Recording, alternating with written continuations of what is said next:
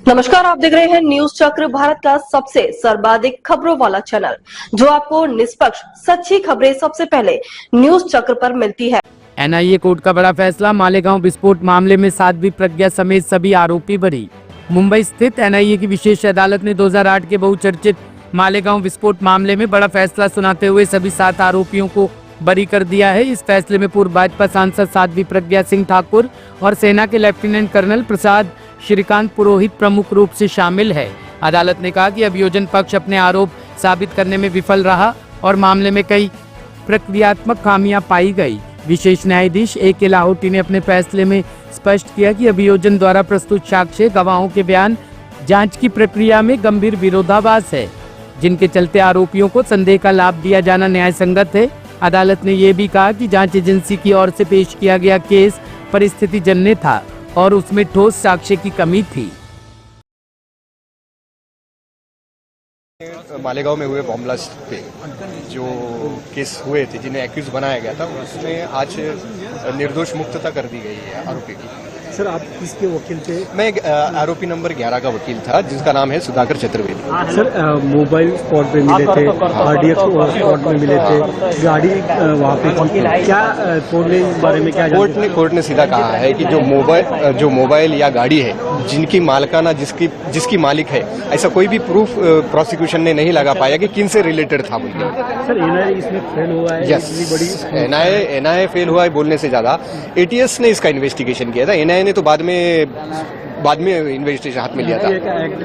UAPA का act बताया गया कोर्ट की तरफ से कि सैंक्शंस पूरी तरह से बराबर नहीं, लीगल नहीं है। फोन टैपिंग के बारे में ऐसा कहा गया कि उसके लिए सैंक्शंस लगते हैं, जो सरकार के सैंक्शंस लेने चाहिए थे। फोन बिना सैंक्शंस के फोन टैप किए गए थे, तो जो कि लीगली वैलिड नहीं है। सर, अभी इसमें डिटेल्स जानकारी चाहिए कि ये जो आरोप लगे थे, दहशतवाद का आरोप लगा था एनसीपी और कांग्रेस की सरकार, उस बारे में एनसीपी कांग्रेस की सरकार थी, उन्हें सिर्फ अपना पॉलिटिकल गेन करना था, उस हिसाब से इन्होंने आरोप लगाया था। बट आगे पुरावा सब 17 साल हो चुके हैं, कोर्ट में सभी पुरावे आ चुके हैं, 325 के करीब विटनेस हो चुके हैं, और सब होने के बाद अब क्लियर हो चुका है कि इनके आगे इसमें कोई विटनेस नहीं है, एविडेंस नहीं है, अदर देन ये पॉलिटिकल दूसरा कोई चीज नहीं है। 17 साल लगे।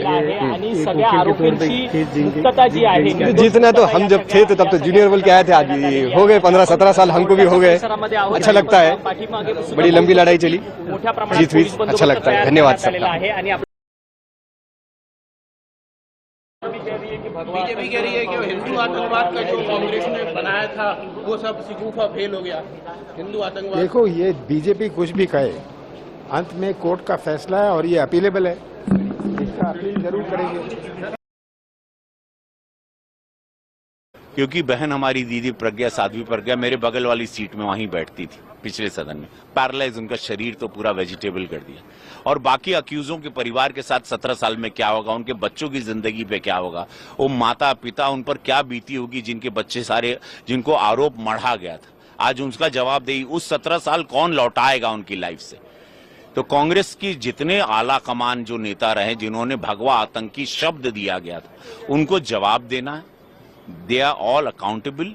पार्लियामेंट में जवाब दें, अपने क्षेत्र में, अपने जिले में जहां चुनाव लड़ते हैं, विधानसभा में जहां चुनाव लड़ते हैं, वहां जवाब दें, देश को जवाब दें, 100 करोड़ हिंदुओं को जवाब दें कि क्यों भगवा आतंकी बताया, किस प्रूफ के साथ आप लोगों ने बोलना शुरू कर दिया, किसने नैरेटिव सेट किया, कौन था, क्या मास्टरमाइंड था, क्यों भारत में 100 करोड़ हिंदुओं को भगवा आतंकी कहा गया। आज एनआईए कोर्ट ने साबित कर दिया। लेकिन वो 17 साल कौन लौटाएगा उन सारे लोगों को जिनको आरोपी बनाया गया था, झूठा आरोप। लेकिन जिस तरीके से गृह मंत्री जी ने भी कल कहा कि हिंदू आतंकवादी नहीं हो सकता, गृह मंत्री जी की बात कल उन्होंने सदन में कही और आज ये बात सच साबित हुई। हिंदू विचारधारा ही नहीं आतंकी, हिंदू तो शांति का प्रतीक है। वो कैसे किसी को मार सकता है, कैसे को बॉम्ब लगा सकता है, वो कैसे ब्लास्ट कर सकता है, तो ये बहुत दुखद है। Unless and until, I don't know why they. But आपको लगता है सर कि भगवा आतंकवाद की जो थ्योरी लगातार गढ़ी जा रही थी, वो अब कम होगा? इतना बड़ा एक मैसेज आया नहीं, पहले तो पार्लियामेंट में इस पर जवाब मांगा जाएगा, पहले तो सदन में लोगों को जवाब देना है, then will talk. There will be definite, of course हम पूरी हमारी पार्टी मांगेगी, जरूर मांगेगी, इन लोगों से पूछा जाएगा कि आप जवाब दीजिए, क्यों भगवा आतंकी, क्या नैरेटिव, किसके बोलने पे ये साजिश रची गई? ब्यूरो रिपोर्ट, टीम न्यूज चक्र। ताजा खबरों के लिए न्यूज चक्र पेज को फॉलो करें और लाइक करें, सब्सक्राइब करें, बेल आइकन दबाना ना भूलें। अगर आप हमें फेसबुक, ट्विटर, इंस्टा के माध्यम से देख रहे हैं तो फॉलो, कमेंट करना ना भूलें। धन्यवाद।